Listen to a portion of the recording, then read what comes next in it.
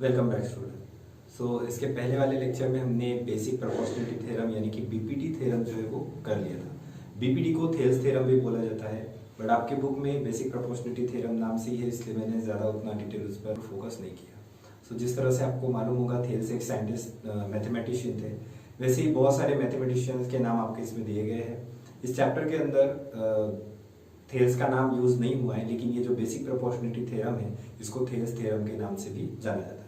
अब हम इसी का ही बेसिक प्रोपोर्शनलिटी थ्योरम का ही उल्टा यानी कि कन्वर्स ऑफ बीपीटी, जैसा कि मैंने कल कहा था कि जो हम बीपीटी थ्योरम में पढ़े हैं इफ में, वो अब देन पार्ट में आ जाएगा, और जो देन वाला है वो इफ में आ जाएगा, और हमको उसको इनडायरेक्ट मेथड से प्रूव करना है। पहले हम थ्योरम देखते हैं और उसके बाद उसको प्रूव करते हैं। हमारा कन्वर्स ऑफ बीपीटी थ्योरम है, if a line divides any two side of a triangle in the same ratio then the line is parallel to third line। तो जैसे कि यहाँ आपने थ्योरम देख लिया है, ये ट्रायंगल है, इस ट्रायंगल को मैं नाम दे देता हूँ ABC। तो इस ABC ट्रायंगल के अंदर एक लाइन है L जो इस तरह से है कि ये P और Q दो पॉइंट इसको सेम प्रोपोर्शन में डिवाइड करते हैं। तो ये हमको इस बार गिवन है वो एक पार्ट में, और जो लाइन L BC के साथ पैरेलल है ये हमको प्रूव करना है। हम सबसे पहले गिवन लिखेंगे। यहाँ मैंने फिगर को देख के स्टेटमेंट आपके लिए लिखा हुआ है, इन ट्रायंगल ABC। तो यहाँ पर देखिए गिवन के अंदर हमें क्या मिला है, in triangle ABC line L passing through the sides AB and AC। ये लाइन L इस AB और AC के अंदर से इस तरह से पास होती है, it intersect at point P and Q respectively, कि वो इस AB को P और इस AC को Q पर इंटरसेक्ट करती है। साथ ही हमको गिवन में या हमारे स्टेटमेंट में दिया है कि वो सेम रेशियो में उसको डिवाइड करती है। AB by BB and AQ by QC ये हमको मिलेगा। ये हो गया इस फिगर को देखकर, लेकिन लाइन L BC को पैरेलल है या नहीं ये हमें नहीं मालूम है। तो ये हमारा जो पार्ट है वो देन वाला पार्ट है, यानी कि हमको प्रूफ करना है, तो हम उसको भी लिख लेते हैं। हमारा देन वाला पार्ट है, if line intersect any two side of a triangle in the same ratio then the line is parallel to third line। तो ये हमारे पास सेम रेशियो मिल गया। अब हमें प्रूव करना है कि the line is parallel to third side. जैसा कि मैंने कहा था कि ये जो थ्योरम है ये इनडायरेक्ट मेथड से प्रूफ होता है। इसके नीचे हम जब प्रूफ करेंगे तो हमें कुछ अजम्पशन करना पड़ेगा। हम उसको प्रूफ लेते हैं। प्रूफ में हम लेंगे assume that line L is not parallel to BC, then draw line L dash parallel to BC। हम उल्टा मान के चलते हैं, हमें प्रूफ क्या करना है, line L parallel to BC, but हम कहते हैं कि लाइन पैरेलल नहीं है और कोई दूसरी एक लाइन है जो पैरेलल है BC के, तो हम उस लाइन को ड्रॉ करते हैं।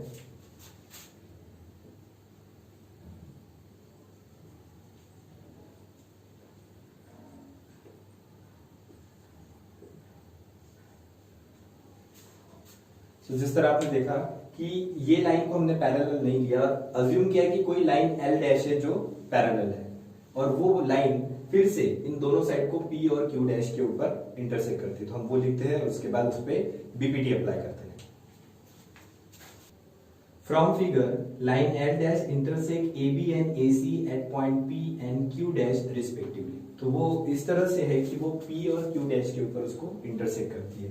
अब इस फिगर में हम लगाएंगे बीपीटी। देयरफॉर क्योंकि हमने लाइन L डैश को यहाँ लिया है कि वो कैसी है, पैरेलल है, तो हम उसके ऊपर बेसिक प्रोपोर्शनलिटी थ्योरम अप्लाई कर सकते हैं। Therefore we get AP upon PB equal to AQ dash upon Q dash C।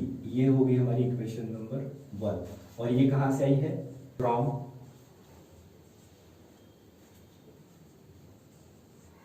BPT theorem. आप फुल फॉर्म में भी लिख सकते हो, मैंने वहां शॉर्ट में लिखा है कि फ्रॉम बेसिक प्रोपोर्शनलिटी थ्योरम। ये हो गई हमारी इक्वेशन 1, बट इक्वेशन गिवन में हमें तो कुछ और दिया है। गिवन में दिया है AP upon PB is equal to AQ upon QC, but AP upon PB equal to AQ upon QC, ये आपका सेकंड है, और ये कहां दिया है, गिवन। यहां पर आपने अगर लेफ्ट हैंड साइड देखा हो तो AP अपॉन PB यहाँ है, और यहाँ पर भी AP अपॉन PB। जब ये इस पोर्शन के साथ और ये इस पोर्शन के साथ इक्वल है, सो बाय एसोसिएट प्रॉपर्टी ये वाला जो दोनों राइट हैंड साइड है वो भी आपस में इक्वल हो जाएंगे। Therefore A Q upon Q C equal to A Q dash upon Q dash C. ये कहां से आया हमारा? फ्रॉम 1 and 2 से।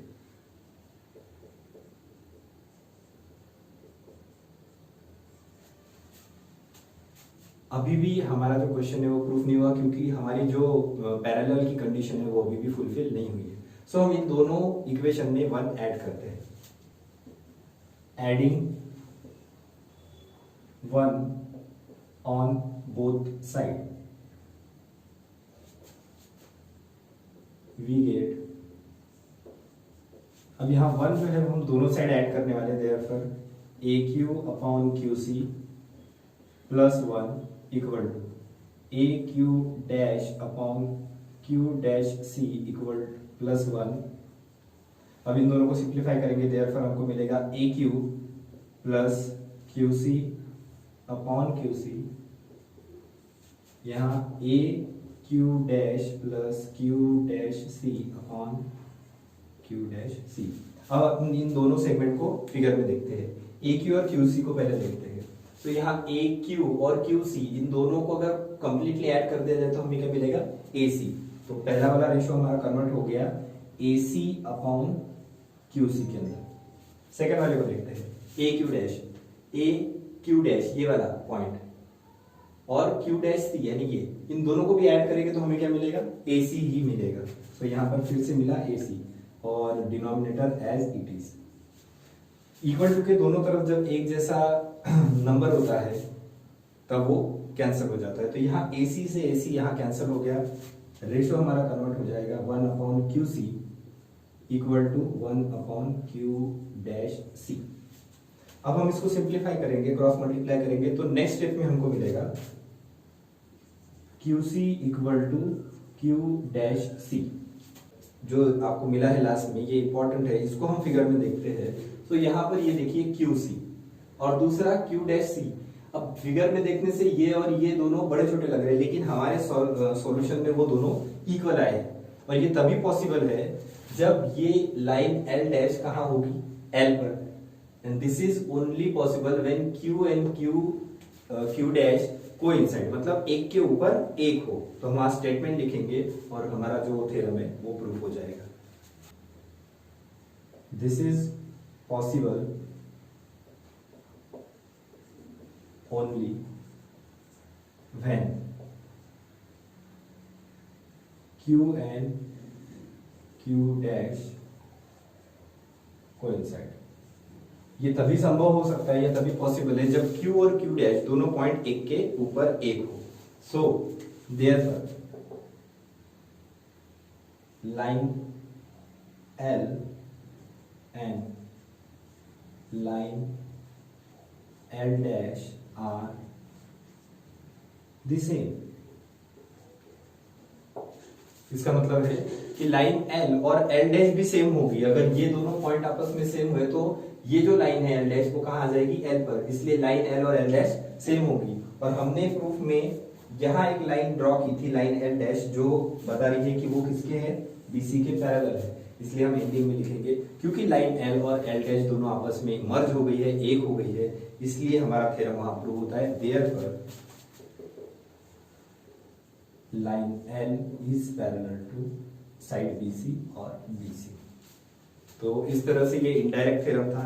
और आपने देखा है इनडायरेक्ट थ्योरम में हम जो चीज प्रूव करनी होती है उसी को ही निगेटिव में लेते हैं। जैसे हमें प्रूव करना था line L is parallel to BC और हमने इसको अज्यूम किया था कि line L is not parallel to BC। यहाँ अजम्पशन में देखिए आप कि हमने उसका इनवर्स स्टेटमेंट लिया था और इनवर्स स्टेटमेंट को हमको प्रूव करना पड़ता है कि line L is parallel to BC।